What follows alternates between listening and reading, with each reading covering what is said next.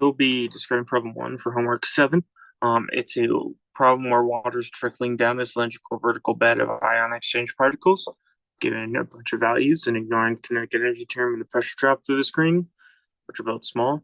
And wants us to calculate multiple values for this problem. So what we do know is this little picture here. We have the height of the water. We also have the height of the cylindrical drop.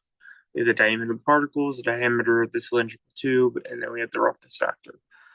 So it wants us to find the velocity and the volume flow rate, and then we also have to find the Reynolds number, and then finally we need to find the permeability.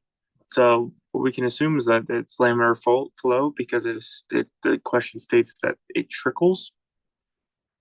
So in the solution, I'm just starting out with the Bernoulli's equation, which I write out above, and then I can cancel out the pressure drop and the kinetic energy, like I said before, plus the velocity 1 is going to be much less than velocity 2. So then we have that our friction factor is equal to G times delta Z. And so we solve for that. And when we solve for that, we can back solve for Vs from the friction equation shown below. And we get a value of 0.0124 feet per second.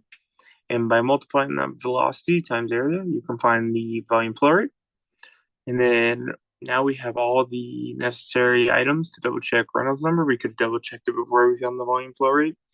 But what we do get is that the number is 4.299, which is very low, which shows that laminar is good for this problem.